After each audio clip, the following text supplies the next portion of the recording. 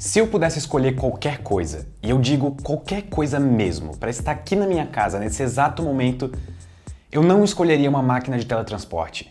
Mas eu não vou mentir, essa escolha não seria fácil. Imaginem as possibilidades que o teletransporte abre.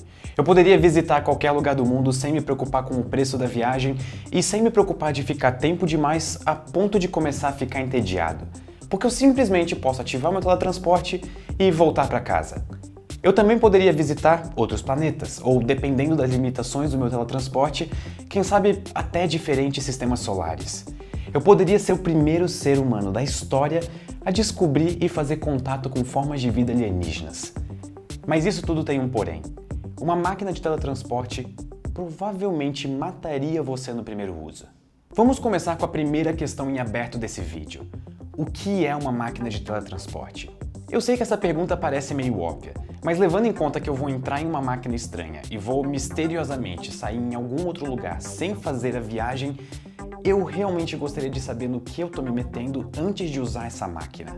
Para os propósitos desse vídeo, nós vamos definir o teletransporte da seguinte maneira: um dispositivo capaz de enviar matéria de um lugar inicial até um destino final. Eu gosto dessa definição porque ela é simples o suficiente para não invocar nenhum conceito complexo, ao mesmo tempo em que ela é uma definição complexa o suficiente para não deixar brechas nem lacunas que vão fazer a explicação demorar uma eternidade. Então vamos começar. Eu entro nessa máquina e seleciono meu destino. Eu ligo a máquina e eu acabo de criar um paradoxo filosófico. E um dos grandes, por sinal. Não existe nenhuma lei da física que permita clonagem de matéria. Muito pelo contrário, as leis da física são proibitivas nesse sentido. Então, se eu quiser criar um teletransporte, a única maneira que ele pode funcionar é escaneando o objeto na entrada, destruindo ele e replicando as exatas mesmas condições no destino. Mas espera, isso significa literalmente matar a pessoa que entra no teletransporte e criar uma cópia idêntica no destino. Esse problema, na verdade, não é nada novo. Isso é um problema muito antigo de filosofia e identidade, conhecido como o barco de Teseu. Existem infinitas maneiras de descrever esse paradoxo. Uma delas é a seguinte: um porto possui um barco de madeira ancorado. Na região desse porto, tempestades são frequentes, então sempre que uma nova tempestade acontece, uma tábua do barco é quebrada. Quando a tempestade passa, um funcionário do porto vai até o barco e troca essa tábua por uma nova. Anos e anos se passam, tempestades e tempestades destroem o barco pouco a pouco, enquanto o funcionário sempre continua a consertar as tábuas que foram quebradas. Até que chega um dia em que o barco que estava ancorado teve todas as suas tábuas trocadas por tábuas novas. A pergunta que esse paradoxo levanta é: mesmo após ter todas as tábuas trocadas, o barco continua o mesmo ou não?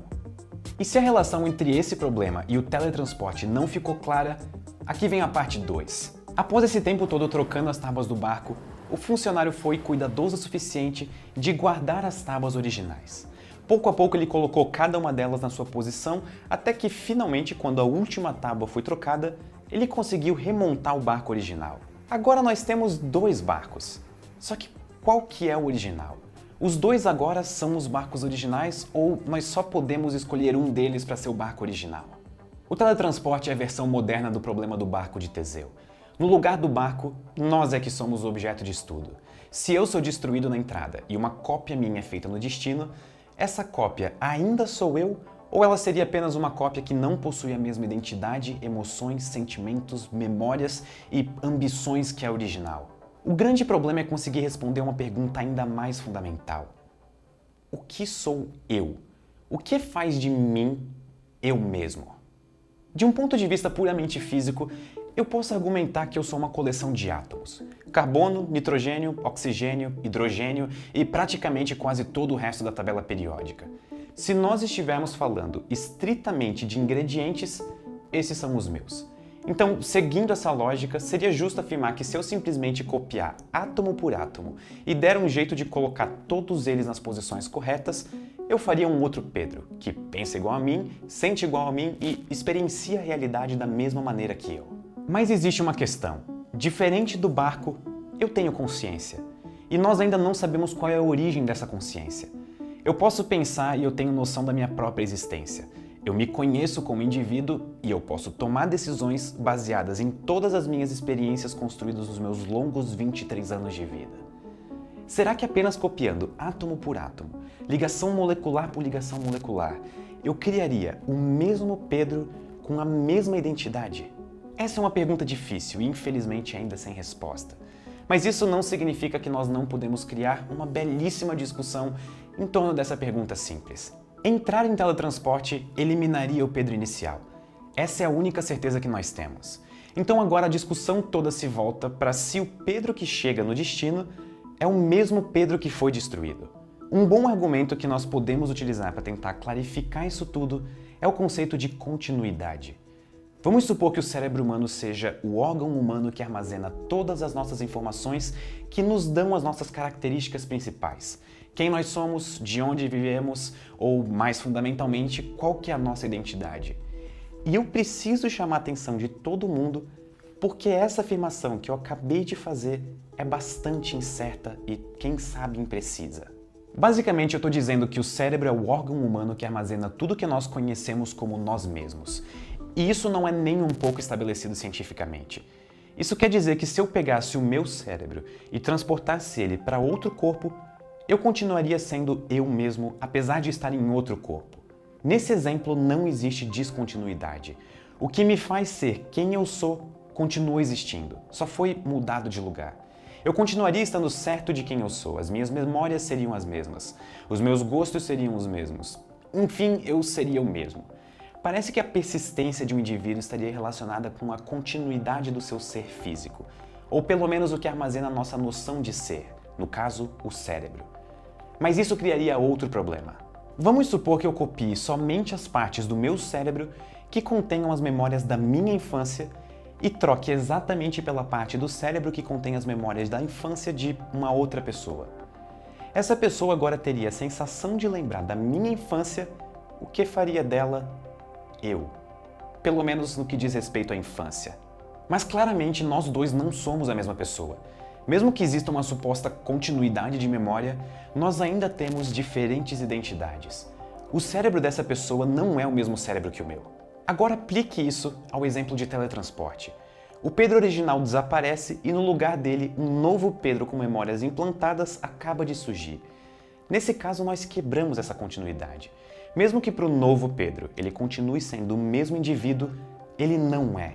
Então parece justo aceitar que no momento em que o Pedro original é destruído para que o novo Pedro fosse construído, o Pedro original deixa de existir completamente e o novo Pedro até pode ser uma versão praticamente idêntica ao Pedro original, mas eles não vão ser a mesma coisa. Se nós formos pelo caminho da continuidade física ou materialista, a nossa resposta oficial para o problema do teletransporte será: o novo Pedro pode até ser parecido com o Pedro, mas ele não é o Pedro original. Mas existe outro caminho para essa resposta. E se ao invés de nós assumirmos que o que faz de nós mesmos, seja o nosso cérebro, que tal no lugar disso nós assumirmos que são as nossas memórias? Se o teletransporte conseguir destruir completamente o Pedro original, mas preservar completamente as memórias no novo Pedro, será que eles seriam a mesma pessoa? O novo Pedro lembraria da minha infância. Ele lembraria das minhas paixões, lembraria dos meus hobbies. Ele lembraria das minhas roupas favoritas, as bandas que eu sempre escuto, quem são os meus amigos e tudo isso estaria perfeitamente consolidado com as experiências dele. Ele inclusive lembraria de entrar no teletransporte e sair no destino final. Se o nosso critério para a identidade de uma pessoa for as memórias que ela tem, nós não quebramos a continuidade. Para o novo Pedro, ele nunca, em momento algum, em hipótese alguma, deixou de existir. Mesmo que alguém chegasse para ele e dissesse que ele é uma cópia de uma versão original que foi destruída, ele não se importaria.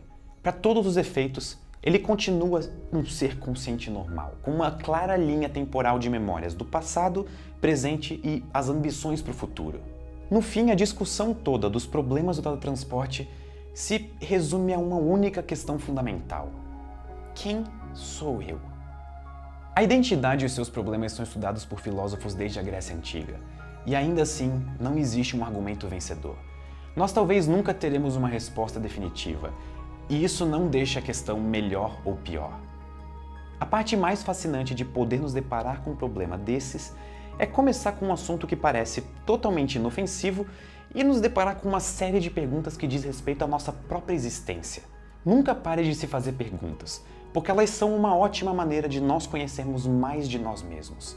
Achar respostas não é um objetivo, e sim um caminho.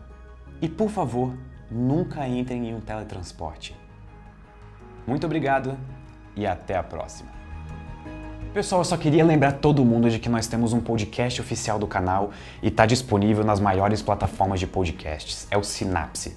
Nós temos episódios semanais e eu gostaria muito que vocês ouvissem e dissessem o que vocês acham. Então acessa aí, os links vão estar na descrição e nos comentários e eu estou muito ansioso para saber o que vocês acham do Sinapse Podcast. Até o próximo vídeo.